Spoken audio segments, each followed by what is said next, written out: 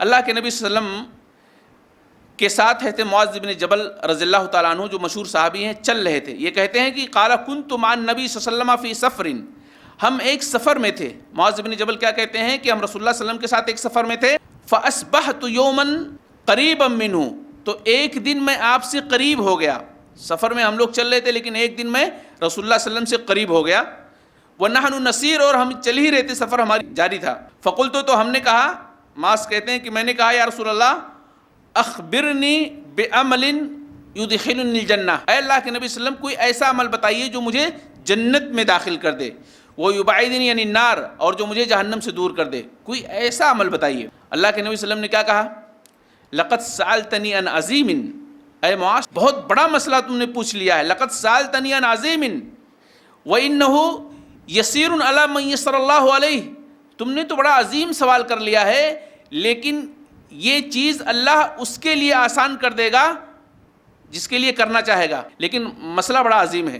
تو جب معاذ نے کہا کہ ایسا عمل بتائیے جو جنت میں جانے کا ذریعہ بنے اور جہنم سے نجات کا ذریعہ بنے، تو آپ علیہ الصلوۃ والسلام نے فرمایا کہ اللہ کی عبادت کرو، اس کے ساتھ کسی کو شریک نہ کرو، نماز پڑھو، روزہ رکھو، حج کرو، زکوٰۃ دو.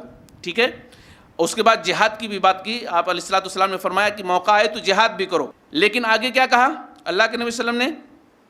لیکن ان تمام کی حفاظت، آپ نماز پڑھیں گے، روزہ رکھیں گے، حج کریں گے، زکوٰۃ دیں گے، یہاں تک کہ اللہ کے راستے میں جہاد بھی کریں گے، لیکن ان تمام کی حفاظت آپ کی زبان کرے گی. اگر آپ نے اپنی زبان کا غلط استعمال کیا نا تو آپ کی نماز بھی بیکار ہو جائے گی، آپ کے روزے بھی بیکار ہو جائیں گے، آپ کے صدقہ و خیرات بھی بیکار ہو جائیں گے، اور آپ کا جہاد بھی بیکار ہو جائے گا. آپ اندازہ کریں ان تمام نیکیوں کا نچوڑ اللہ کے نبی صلی اللہ علیہ وسلم نے زبان کو بتایا ہے. آدمی کس طرح سے جی رہا ہے وہ دنیا کے اندر. اگر کوئی آدمی یہ ساری نیکیاں کرتا ہے نا تو اپنے آپ کو بہت بڑا سمجھتا ہے کہ میں نے بہت عظیم کام کیا ہے، اللہ کو خوش کرنے کا میں نے سب کچھ کر لیا ہے. لیکن اللہ کے نبی کیا بیان کرتے ہیں؟ ان تمام کی حفاظت زبان کرے گی. زبان، اگر آپ نے اپنی زبان کا غلط استعمال کیا تو یہ ساری چیزیں زبان تباہ کر دے گی، برباد کر دے گی، اور اسی زبان کی وجہ سے لوگ جہنم میں جائیں گے. تو صحابی معاذ بن جبل کہتے ہیں اللہ کے رسول صلی اللہ علیہ وسلم ان تمام نیکیوں کا رشتہ زبان سے کیا ہے؟ یہ الگ ہیں. ہم بھی ایسا سوچتے ہیں نا، نماز، روزہ، حج و زکوٰۃ یہ سب الگ ہیں، زبان کا استعمال الگ ہے. معاذ بن جبل انسان تھے، انہوں نے بھی سوال کیا اللہ کے رسول زبان سے اس کا کیا تعلق ہے ان تمام نیکیوں کا؟ تو اللہ کے نبی صلی اللہ علیہ وسلم نے کہا معاذ تمہاری ماں تمہیں گم کر دے، تمہاری ماں تمہیں گم کر دے، کیا تمہیں پتہ نہیں ہے کہ جہنمیوں میں اکثر جلنے والوں کی تعداد زبان کی وجہ سے ہوگی. اگر کوئی شخص چاہتا ہے کہ اس کی نیکیاں محفوظ رہیں، اگر کوئی شخص چاہتا ہے کہ اس کی نیکیاں قیامت کے روز اس کے لیے نجات کا ذریعہ بنے، دنیا میں سعادت کا ذریعہ بنے، تو اسے اپنی زبان کا صحیح استعمال کرنا ہے. اگر زبان کا اس نے غلط استعمال کر لیا تو میرے بھائیو ساری نیکیاں تباہ ہو جائیں گی. آپ کو روایت بہت مشہور ہے، میرے خیال سے معلوم ہوگی کہ قیامت کے روز ایک آدمی آئے گا، اللہ کے سامنے آئے گا نا قیامت کے روز، بہت ساری نیکیاں لے کر کے آئے گا.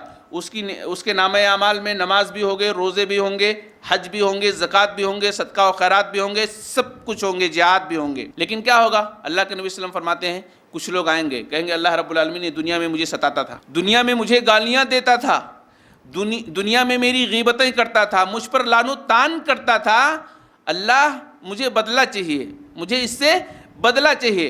کون کہتا ہے؟ اللہ کے نبی صلی اللہ علیہ وسلم فرماتے ہیں جن پر وحی اترتی تھی. وہ کہتے ہیں کہ ابھی اس آدمی کی نیکیوں کا شہرا تھا، سارے لوگ اس کو داد تحسین دے رہے تھے، واہ واہ کر رہے تھے، ابھی چند لمحے نہیں بیتے گا کہ اس کی ساری نیکیاں اس مظلوم کے نامہ اعمال میں ڈال دی جائیں گی، اس کے کھاتے میں ڈال دی جائیں گی، اور اس کے گناہ اس کے اوپر ڈال دیے جائیں گے. وہ آدمی جو تھوڑی دیر پہلے جنتی تھا، جنت میں جانے والا تھا، لیکن لوگوں کی شکایتوں کی وجہ سے جہنمی بن جائے گا. صحیح روایت ہے یہ میرے بھائیوں.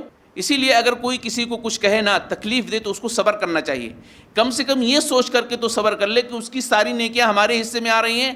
اگر آدمی اپنے ذہن میں یہ سوچ کر کے صبر کر لے انشاءاللہ تو میں سمجھتا ہوں کوئی جھگڑا نہیں کرے گا، اس کو پلٹ کر کے جواب بھی نہیں دے گا. بعض بزرگوں کے حوالے سے آتا ہے کہ کچھ اللہ کے نیک بندے تھے، جب ان کے پڑوسی ان کو ستاتے تھے، گالیاں دیتے تھے تو کچھ بھی نہیں بولتے تھے. دوسرے لوگ سوال کرتے تھے کہ بھائی آپ کو اتنا ستایا جا رہا ہے، اتنا دکھ دیا جا رہا ہے، آپ پلٹ کر کے جواب کیوں نہیں دیتے ہیں؟ تو وہ بزرگ بولتے تھے پہلے زمانے کے نیک لوگ بولتے تھے کہ بھائی ہم نے پڑھا ہے کہ اس کی ساری نیکیاں ہمارے نامہ اعمال میں آ جائیں گی، تو اس سے بڑا ذریعہ اور کیا ہے نیکیاں کمانے کی؟ نماز پتہ نہیں اللہ تعالیٰ قبول کرتا ہے کہ نہیں کرتا ہے، حج پتہ نہیں قبول کرتا ہے کہ نہیں کرتا ہے، یہ تو اللہ جانتا ہے، لیکن یہ بات تو حق ہے نا کہ اس کی ساری نیکیاں ہمارے نامہ اعمال میں آ جا رہی ہیں اس کے ستانے کی وجہ سے۔ اس میں قبول اور نہ قبول کرنے کا کوئی مسئلہ ہی نہیں ہے۔ نماز اور روزے کے بارے میں تو مسئلہ ہے، پتہ نہیں شریعت کے مطابق ہو رہی ہے کہ نہیں ہو رہی ہے نماز، شریعت کے مطابق نماز ہو رہی ہے تبھی قبول ہوگی نا۔ روزہ اگر اللہ کے لیے ہم رکھ رہے ہیں تبھی ہمارے لیے نجات کا ذریعہ بنے گا، لیکن اس میں یہ ساری چیزیں تو ہے ہی نہیں۔ وہ ستا رہا ہے، مجھے دکھ دے رہا ہے، مجھے گالیاں دے رہا ہے، اس کی نیکیاں ہمارے نامہ اعمال میں آ رہی ہیں۔